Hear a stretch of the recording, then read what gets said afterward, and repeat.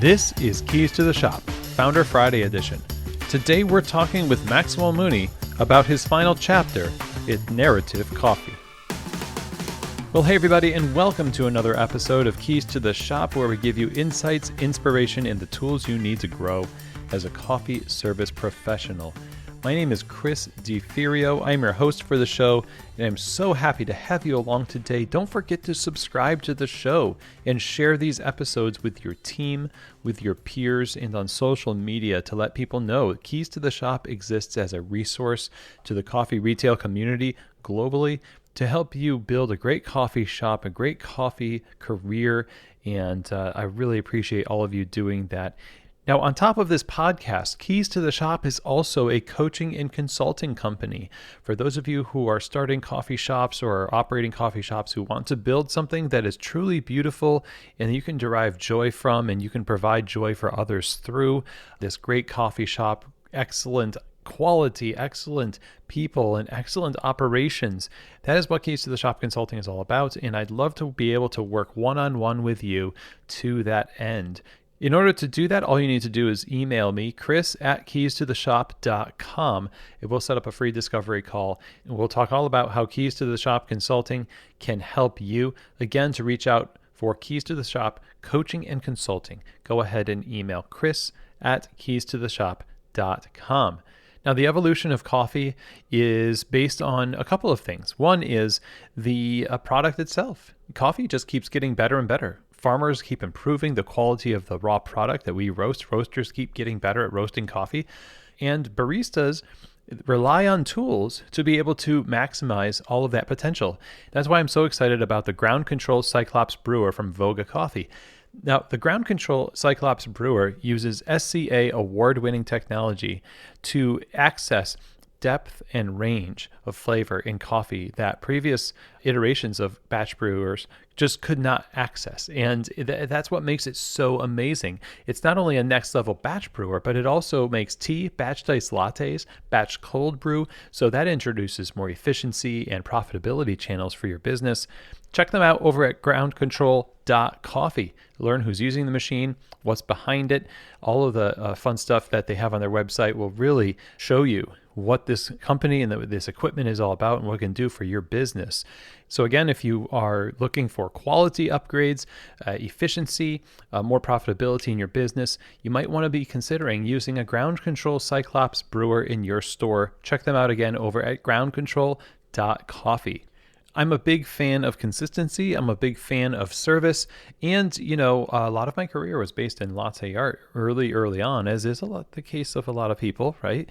And I'm particularly picky with milk that I use. That doesn't only go to, regular, cow-based milk, but also plant-based beverages. And that is why I love the Barista Series from Pacific. The Barista Series is created for baristas and approved by baristas across the globe, and to make sure that each one of the vast lineup of products that the Barista Series has performs on the bar the way you trust that a product like that would.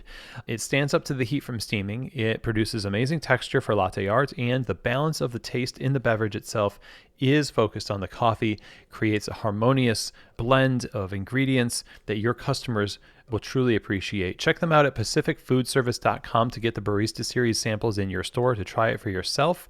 And if you're looking for the best plant-based performance beverages, then I don't think you have to look any farther than the Barista Series from Pacific.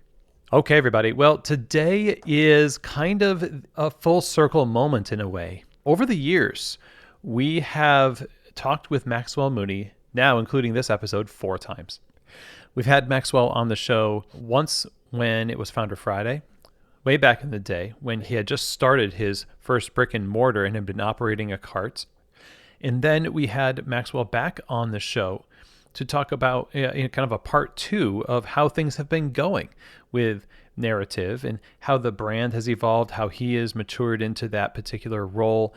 It was a really great conversation. And then most recently, we talked with Maxwell about spreadsheets and systems on, I believe it was a shift break. And so now we have Maxwell back on the show for a 4th interview. And The reason why is because Maxwell Mooney is now no longer with Narrative Coffee Roasters. He has sold the business and it is in great hands with a former employee of his at Narrative. And all of this is really new. And frankly, I'm just like, wow, this is something that I wasn't expecting, but there's a lot to the story. And as is usual for Maxwell, and it's something I've come to expect from Maxwell over the years, is he has pursued excellence through his acclaimed business, Narrative Coffee, the quality, the hospitality.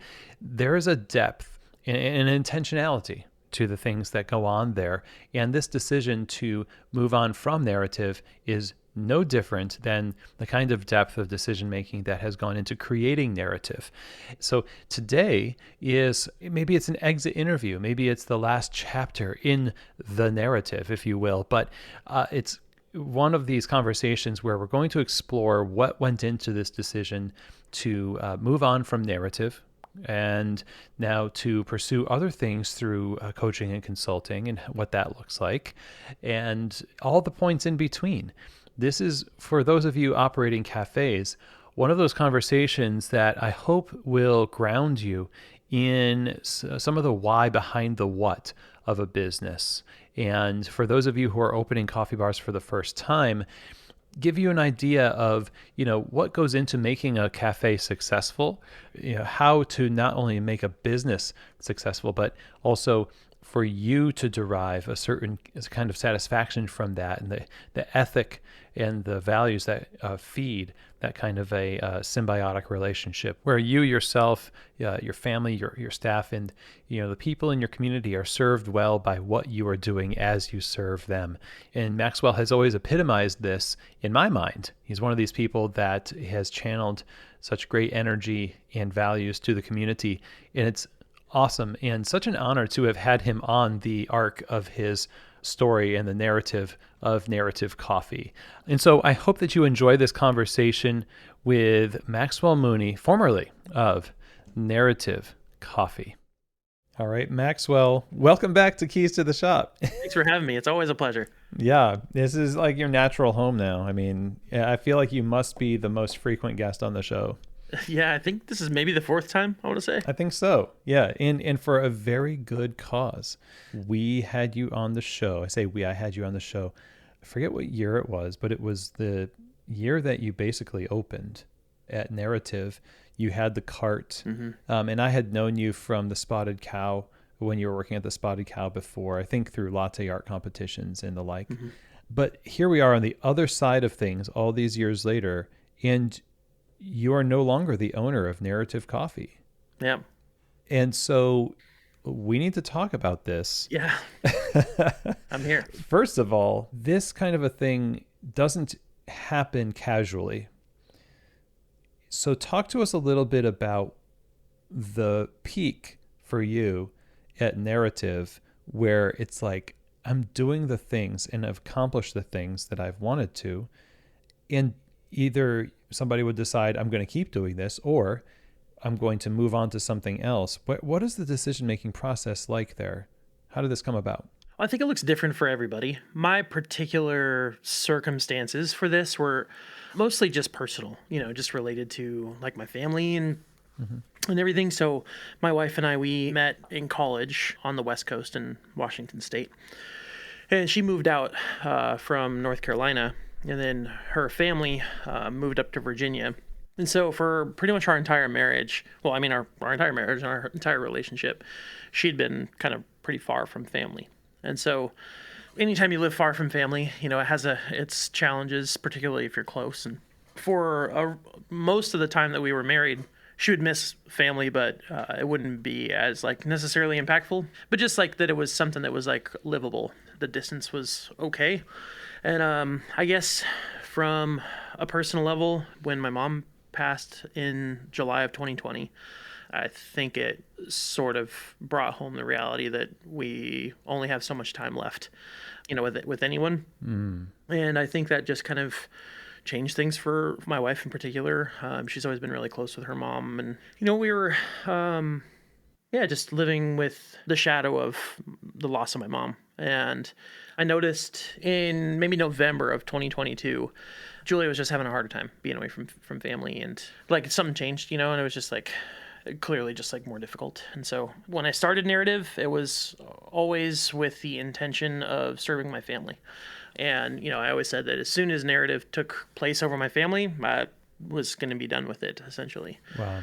When I noticed that it started being a lot harder for her, we had some conversations about it, which is like, hey, like, how are you feeling? And it kind of became obvious that she was wanting to maybe move, and we would need to like get closer to family, which is totally awesome and wonderful. But that prompted the conversation of like, okay, so what do we do with Narrative then? As the owners of this, like what's going to best serve both our family, our life, and also Narrative and all of our team. And, we've invested a lot into this team and these people and these cities. And it matters a lot to me to honor everyone in that process as much as possible. And I went back and forth because I've seen people run their businesses from afar well, and like kind of almost split their businesses into two sort of headquarters or whatever. But my preference for growing a business is to do it kind of outward, and kind of starting from a central base and then building infrastructure outward. I find that to be a more compelling vision for growing business than like maybe a lot of players in the specialty industry have chosen to like pick major cities of influence and like launch roasteries and cafes in those and then sort of like, run them that way. I've always preferred more like whenever I look at growth from like a company like, I don't know, like a regional fast food chain or something, like they always sort of like stick around their infrastructure rather than trying to build two separate infrastructures, so that's always kind of been my preference. I just kind of went back and forth, and I talked with my business partner, Rich, and just kind of let him know that we were talking about it, and we weren't exactly sure where we landed yet, but wanted to get his eye on, if we were going to be selling, would he want to sell with us, or would he just want me to sell my portion, and just kind of try to talk through those sorts of questions. This is one of those times where it like you say, this became something that was a necessary decision, but it wasn't based on nothing, because you mentioned you had always wanted this to serve your family. Mm-hmm. And in the midst of the quote unquote industry, sometimes we will exchange our identity as people for a professional identity as a brand. Yeah. A personal brand or a business brand, which I'm guilty of. I'm like, well, Maxwell Mooney is Narrative Coffee. You know what I mean? Yeah. But what is a business if it's not serving you as the owner, and not just you as Maxwell, but all that Maxwell values beyond your own self, And so that's a really interesting. First of all, maybe it's one of the reasons I respect you so much is because there's a consistency of depth to the operation that I think lends itself to the success of the operation, right? So there's more patience in the process because it's not there to just simply make a quick grab for something. It's there for a deeper purpose. Yeah. And so as you start to let go of that and start thinking about selling, even in the midst of having those values, it must have still been somewhat painful. Definitely. Yeah. As much as I've always tried to be really intentional about not letting, especially internally, but not letting Narrative become entirely intertwined with my identity. Places that name their companies after themselves, it's like you can famously get away with some of those sorts of things, but I never really wanted that. I always was trying to be really intentional about like making sure that people didn't have like a favorite barista or like a favorite person, myself included, and trying to not like get so wrapped up in like, oh, well, this has to be done by me to do this, it just creates unhealthy boundaries within businesses. And I don't think it's really sustainable. So I've always sort of tried to be as intentional about that as I can. That being said, in a lot of ways, when you founded a company, you did it for a reason, right? And you wanted to solve a thing or to add something that's missing. And in a lot of ways, your identity just gets so wrapped up into it, even if you're trying your best to not let it get wrapped up into it.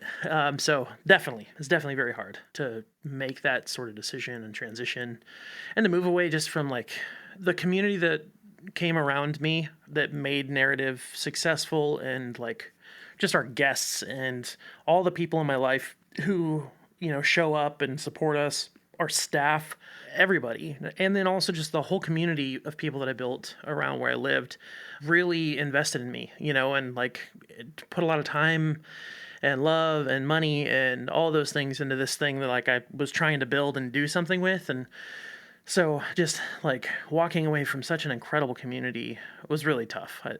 That's like, I think the hardest part is just that people were so good to me, like people just honored me and treated me so well. It's just a really hard thing, I don't know if I've ever mentioned it in our podcast conversations or not, but I moved 23 times before I graduated high school. Right. I remember that. Yeah. I think in a lot of ways, my project with narrative was sort of like not a middle finger, but like a sort of like rebellion against that sense of like rootlessness. Yes. And I think that was probably the deepest aspect of narrative for me, was that like it was really me saying like, no, I've lived all over this country, and this one little city that people love to just trash on and treat with like garbage, I believe in it and I care about it and I want to make something good for it. And I think that's like maybe been the hardest part for me, is just to walk away from that, because it's just been so meaningful to me. So that doesn't mean it's not the right choice. I absolutely think it's the right choice for me and my family, but it has been hard. I imagine that doing that and having that history in Everett, it's an asset to your now home you're in Roanoke? Yeah, Virginia. Yeah. And so you take that lesson with you, I suppose, in what you're doing next, in that you learn so much about yourself and about community through this project, this professional and personal project of narrative. Have you been able to see that form up in the way that you've settled in so far? I know it's pretty fresh right now. You're only a few weeks in, I think. Yeah, it's still really fresh, so too early to say necessarily, but everybody that I've met so far has been really awesome. We have like really lovely neighbors, and so yeah, it's been great so far, but I haven't really gotten to know everybody just yet. Talk to me a little bit about the process of now having this conversation, but going forward with the decision to sell, to move on. Practically speaking, once you've just got that solid conviction and you're taking action on it, how does that process even begin to start? It started with, because I care so much about this thing, that I built, you just can't let it go to anyone, And so I kind of made a short list of people that like I could feel good about like their leadership if I was to step away. Two of those people were, internal, and then one of the people were outside of the organization.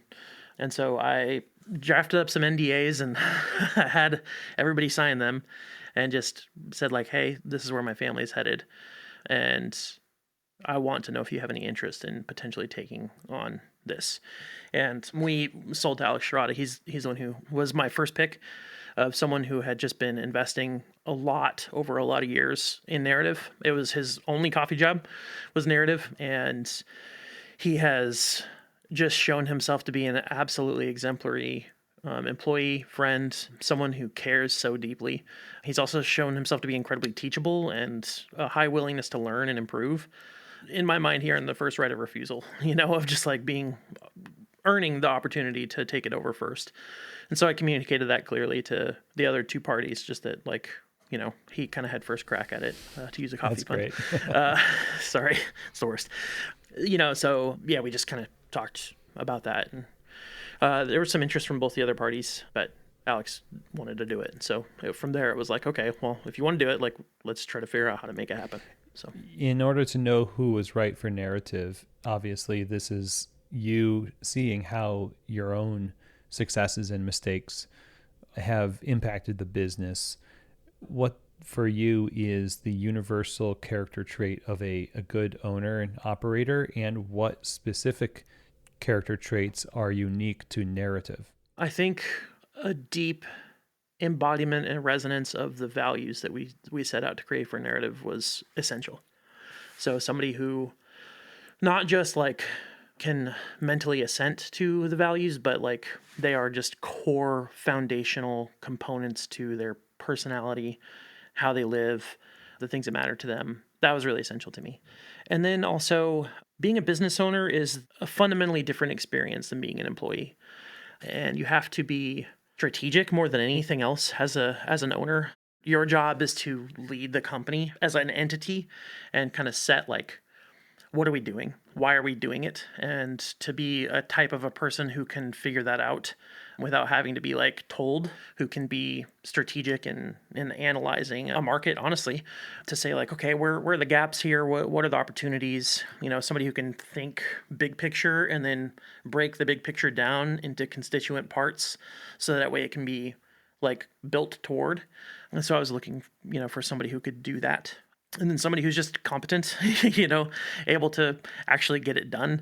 There's a difference between people who know things and people who will do things. Because the knowledge is kind of accessible. Almost any question you have, you can get answered on the internet. It's not really the information so much as it is the actual doing that seems to differentiate people. So I was looking for somebody who's a doer, would get out and make it happen. So Now, over the years, as you have operated the business, was there a point at which you realized that narrative, I know you've scaled to a second location within the last year, and I'm not sure what kind of expansion plans you had for narrative, or whether you thought it had reached its point of, like this is where the sweet spot is. Did you ever have that for narrative, or is it just let's discover it as we go? No, I had a plan. Part of my decision making was in making sure that whoever took it on had intentions to grow it. I think staff, especially in small businesses, they take a gamble on your organization in a lot of ways. Like there's a trade-off that comes with working for a small company. The benefits are lower, the pay is lower, all of that stuff is lower, but the opportunity to be part of a thing that's going to be meaningful and grow later on and make a big difference, that's kind of like one of the things that sort of makes startups and smaller businesses more attractive and worthwhile, is to be able to like put your stamp on something and like make a real impact at a place. I've had a lot of staff over the years who had been waiting, for like healthcare benefits and stuff like that. And, it's just like, it's really tough to make those things happen. And I wanted to make sure that whoever was going to be stepping into it had a plan to facilitate the continued growth that a lot of my team were sort of hoping and banking on. It didn't feel like it would be right to not have that. So the initial plan had 10 cafes in 10 years with a roasting operation up and running. A little aggressive, but I still think it was pretty reasonable. We obviously got thrown a very aggressive curveball in the form of a pandemic, which nobody is a stranger to. But even still, it was like my plan was to have 3 cafes within 5 years and then finish the remaining 7 in the following and just build the systems to facilitate adding cafes and all those sorts of things and kind of like work out the kinks with the first 2 additional cafes, and then add a roasting component and then keep growing and adding locations and those sorts of things. So that was my plan. I was still targeting it. I still think it's a great plan. I still think there's a great need in the market where narrative is. So I imagine some level of similar adoption will take place. It might get tweaked according to whatever Alex, determines is the most effective way of growing. But I have faith he's going to continue growing it. Moving beyond narrative, with the idea that there's a need in the area for such a thing, it represents obviously more than just the brand itself. What is it that you feel is it just latte art and good coffee, or like what is the area need that is currently maybe something that's reflected in other neighborhoods where people are listening to this thinking, well, I live in a place that has need. For you, what was that? Is it just a particular brand of doing business as a coffee shop, and what did that look like? The particularities that make narrative special as a brand are sort of like the quality component of it. So it's the first 2 values, really. It's the hospitality being paramount. It's narrative's first value. And then the second is quality offered humbly, which is sort of the like when you invite someone over to your home, you try to make them the best meal that you know how, because it's a way of making them feel welcomed. But to do that without pretension, without any sort of like, I'm better than you, kind of a thing that can sometimes happen, particularly with like high-end specialty, if you will, where people want to kind of geek out and, show that they know the mastery of the craft and all those sorts of things, and they're really good at latte art and all that sort of stuff. That's like kind of easy sometimes for people to kind of let creep up and develop over time. But I think those 2 things, when combined, really solve a need that is particularly unmet in Snohomish County and a little bit so in like Whatcom County and definitely in Skagit County, which are the kind of the three counties that are within narrative's kind of scope. So there's just not a lot of other places offering that there. Even in Seattle, like it started to become a little bit less common, I think. Like with the pandemic was kind of painful for Seattle, I think. Some of the intention there just seems to have been lost in the sauce, if you will, of trying to survive. You don't need like a super high-end fancy restaurant all the time, but sometimes you do. You know, sometimes you need a nice place to go on dates and celebrate things that are big milestones. And like the price point of narrative was always not that high, but we're definitely, you know, the place that you would take someone to go on like a nice coffee chat or something like that. So I think it just kind of filled that need. And we were also really good at just like connecting with people and making relationships and, you know, making a living room for the cities, which is like really what my goal was to kind of create a place where just people could come and connect, which is a thing that coffee shops do. But I personally have a threshold of like, I can only put up with things that taste bad for so long before I won't go to a place, you know? So in some ways narrative was, and I'm realizing this more now, no shade to anybody out here, but just the type of coffee that I'm looking for is not super common. And I've definitely built a whole business around the stuff that I really like. And now I don't have anywhere to get it all in one place, especially. Time to build out that kitchen bar, buddy. I know it. But just like getting a hold of some of these coffees, like, you know, the way we would sometimes bring in from out of country or like natural wine or those kinds of things that are like totally normal in specialty coffee now and like our memes.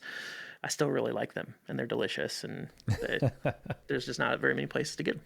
So, to me, the idea of narrative has sort of been the necessary counterbalance to that meme of coffee, especially coffee, which is product focused versus people focused, where there's a balance where you like you're saying, you serve people something very nice and do it well, both in product quality and in service and hospitality. And now that you've moved on from narrative and you've kind of proved this concept, I think, and then some would say that the concept in an area in the Pacific Northwest that is quote unquote saturated with specialty coffee, to those in other areas, maybe like you're in right now or other areas in middle America and elsewhere that don't, you could say they're coffee deserts, but they're also experience deserts in that connectivity, right? You have the unique position to be able to speak into this from a business owner's perspective of what it takes to achieve that. And so tell us about what you're doing now that you're not with narrative and how that's kind of continuing past your time with the company. I recently joined the team at Threadbare Coffee Consulting. Michael Ryan and I, the owner, one of the owners of Threadbare, we used to work at Cafe Ladro together. Years back, whenever I first started as a competitive barista, we competed together for Ladro, and we, you know, stayed in contact over the years. And, you know, I had a video that kind of went viral on YouTube.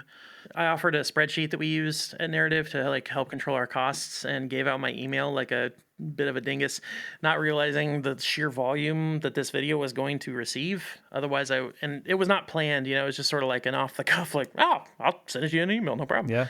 You know, and anyway, I should have, if I would have known, I would have made like some sort of a funnel or something that would have at least like saved me some time because the volume of emails that I received is unbelievable.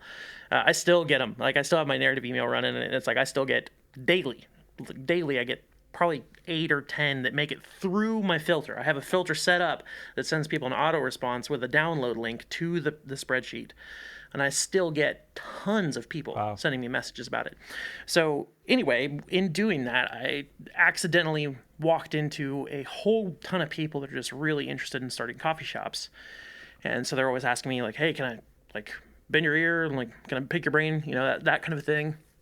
And so I was kind of doing this in my off time, like when I wasn't actively working on a project with Narrative, I would like hop in a little consulting thing here or there. And so whenever I was like trying to figure out what I was going to do next, that just obviously came to mind of like, oh, this is a thing that's already kind of been thrown at me. You know, it seems like an obvious kind of next step. And so I, you know, whenever I was trying to figure it out, and particularly like getting a home to live in, you know, people want you to have a job before, which is makes sense, but it's still a little bit wild. So I had to, you know, figure out a job situation just like everybody else, because I still, in fact, do have to feed my kids. And so I reached out to Michael Ryan, and I was just like, hey, like, how do you feel? Like, where are you at? Could you use somebody else on your team? And he was like, actually, yes. And the timing just seemed to work really well. So I've joined the team there, and I will be helping run a like small group cohort, and then doing just one-on-one kind of stuff, similar to what you've been doing. Yeah. And the world needs more clarity about who to go to for the right information based on their character and their experience. Obviously, you check those boxes in what you've been doing in coffee.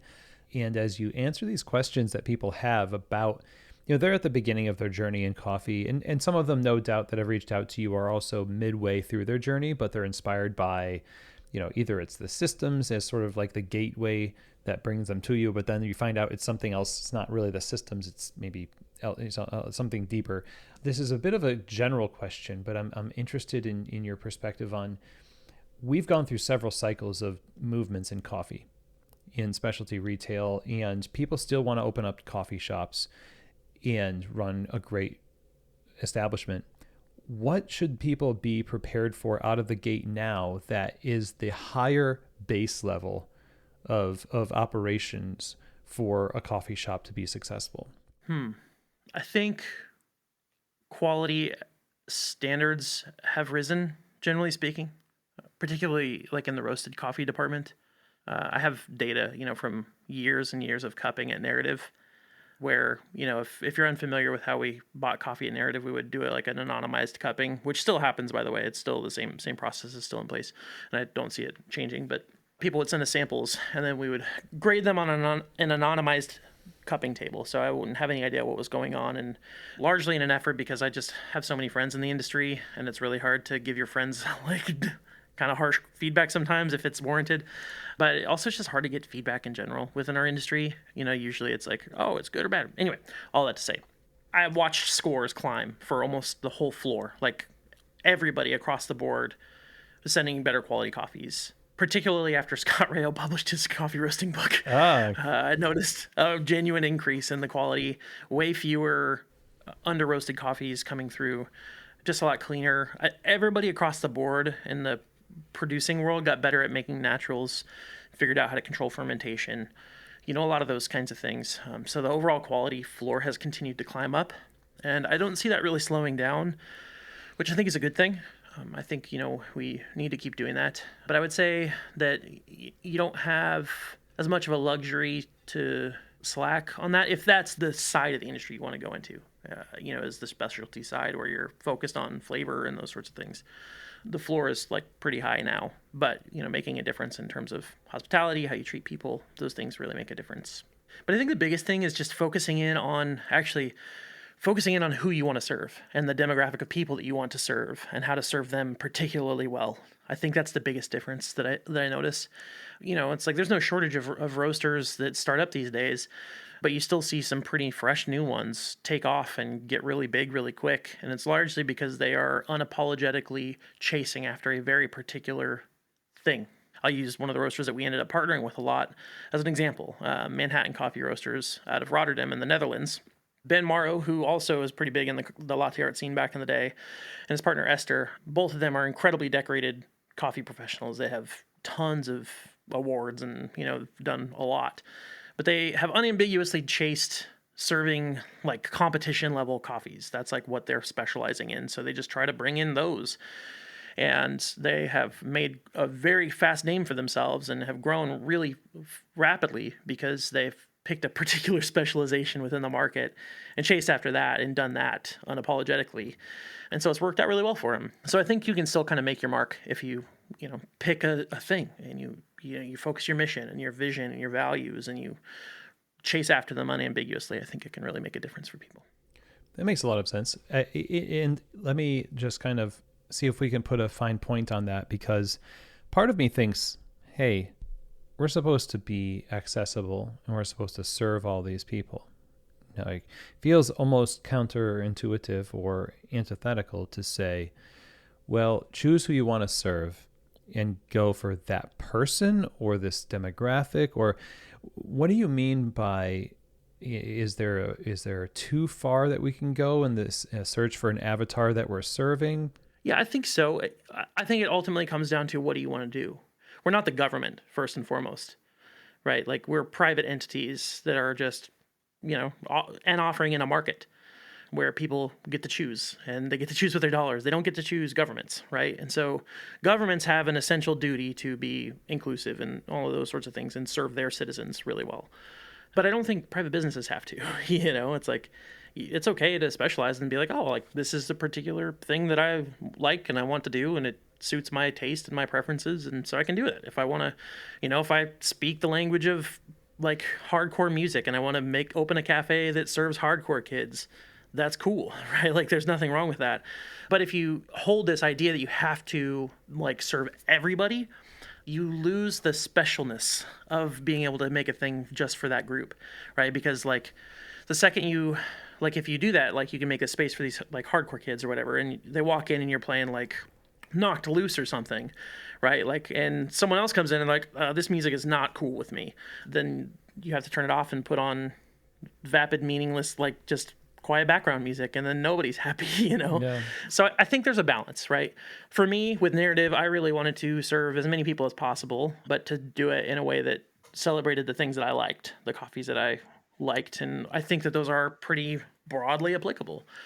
But not everybody wants to do that, and I don't think you have to do that to be a successful business. You can make a cafe that's just all pink and trying to like serve like Barbie things or whatever, right? Like there's nothing stopping you from doing that as long as the group that you're trying to serve is large enough to support what you're doing and those sorts of things. So this evolution of the industry has given us a deluge of information about what to do, how to do it, where you can go to get it, 3 steps, 10 steps, all that, right? And I hate to consider that some of the titles of my podcast episodes have had that formula contributing to the pile, but it's hard for somebody who's just starting a coffee shop to know how to discern what they want to do when they're just getting into it, let alone once they start doing it, having the fortitude to stick with it long enough to see it come to fruition versus having the doubt that's, manufactured by just comparison. You've done this for a number of years at Narrative, and it seems like you've been on the straight and narrow, but no doubt you have had moments of, well, maybe we should do this, but that doesn't quite fit with what I want, but I'm very tempted to do it.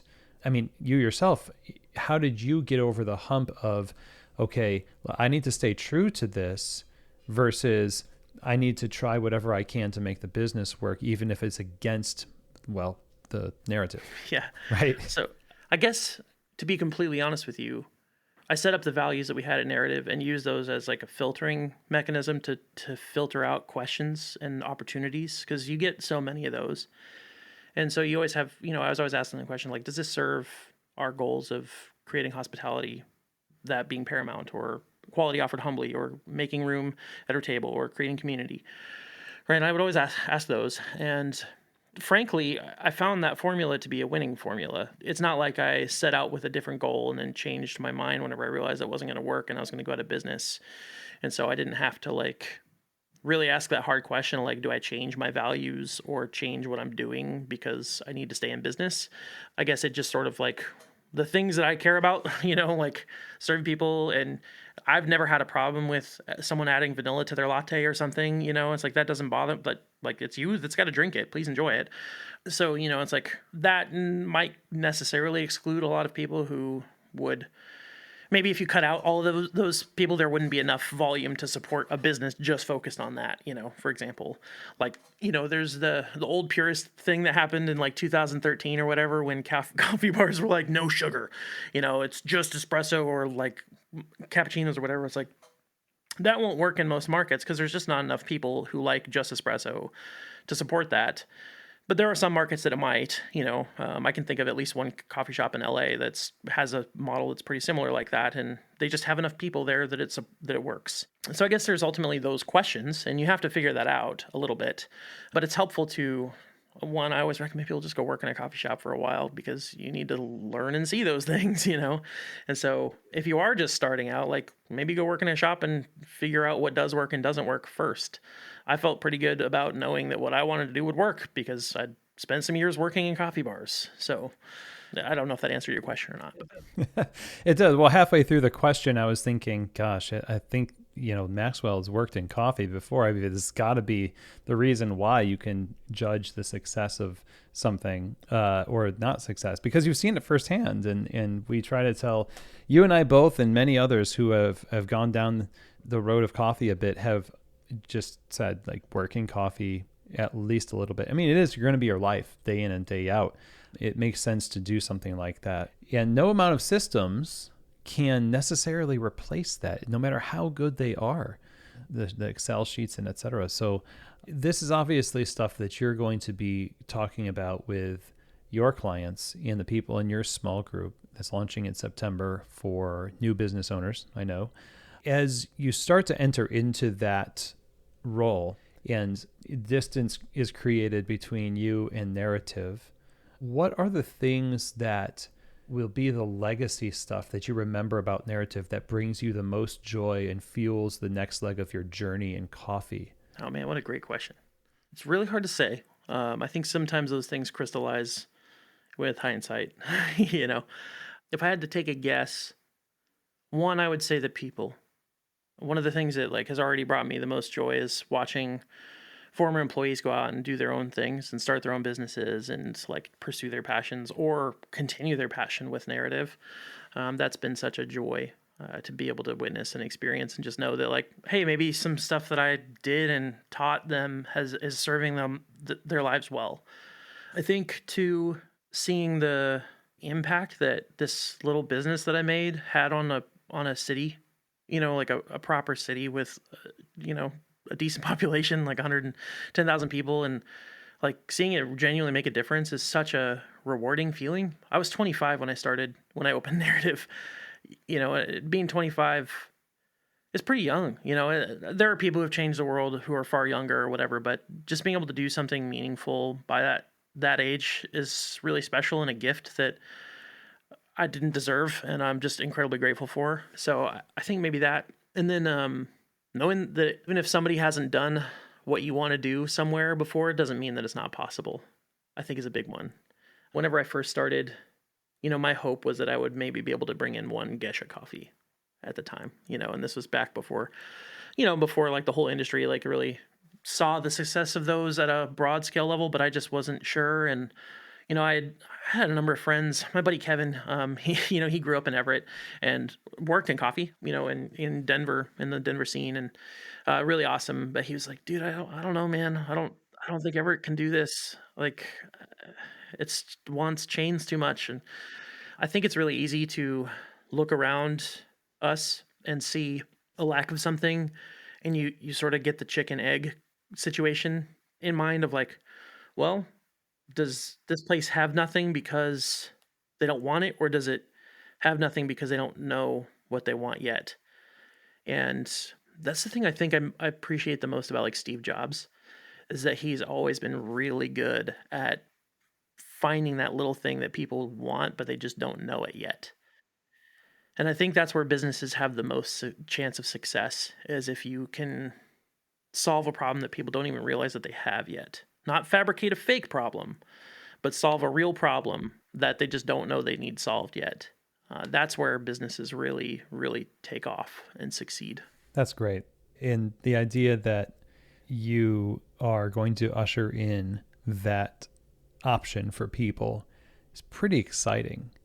And you hear that from entrepreneurs in coffee bars a lot. We're going to introduce this to our community. And that's a wonderful motivation.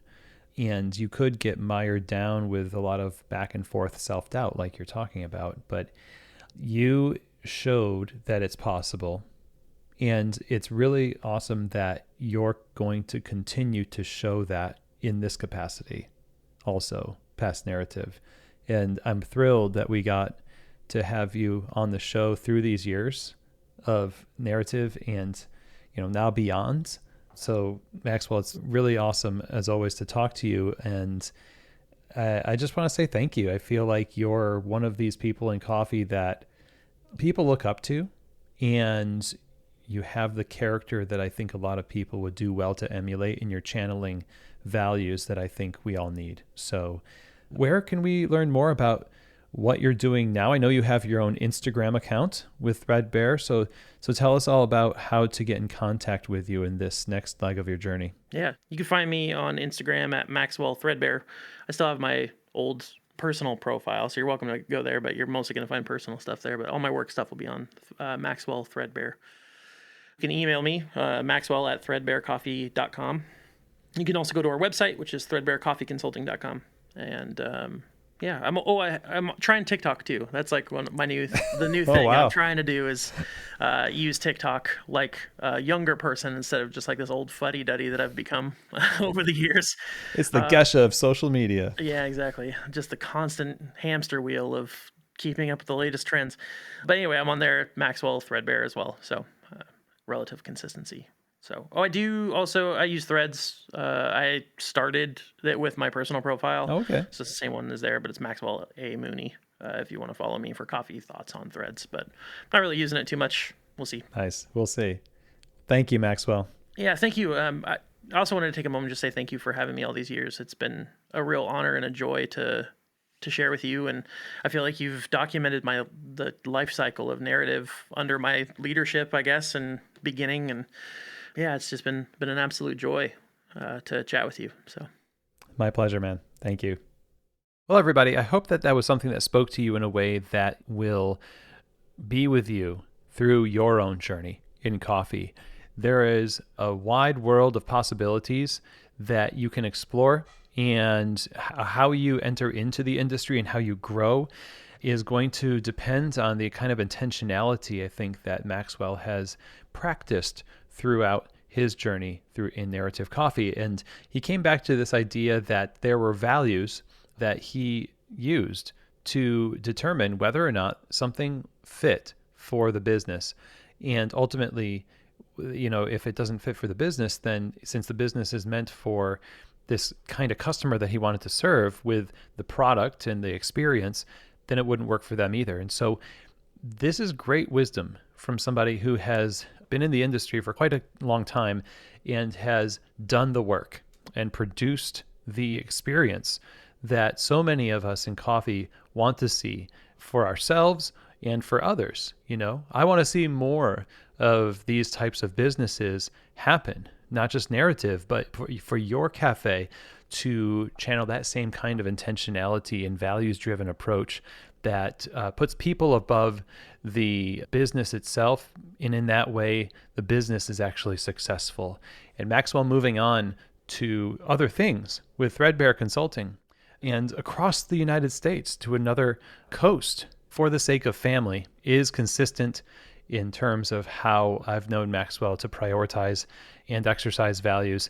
That's the kind of stuff that I love to see. And it was such an honor to have Maxwell back on the show. So Maxwell, thank you again for being a guest on the show and for all you have done through narrative and, the team that has helped create this. Thank you all. It has been an awesome journey. Looking forward to seeing what Alex and the team there at Narrative continue to do in Everett and beyond.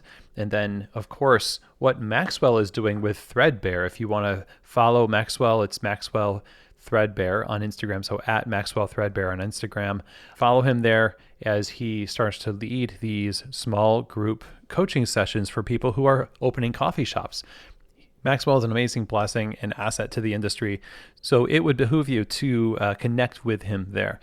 Now, if you have any questions, comments, or feedback about today's episode, feel free to reach out. Chris@keystotheshop.com is where you can do that. I'm always wanting to hear from the listeners to this show.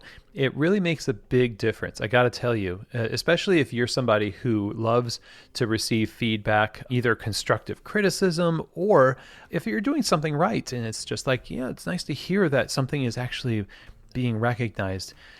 I'm not immune to that need myself, but, selfishly, I will say it feels good to, hear people say that something is going well. It also is very helpful to say, hey, I noticed that, somebody emailed me the other day and said, the audio is not as loud as it could be. And I'm taking that and I'm thinking about it like, well, what can I do? This is perfect, that kind of feedback that will help make the show better.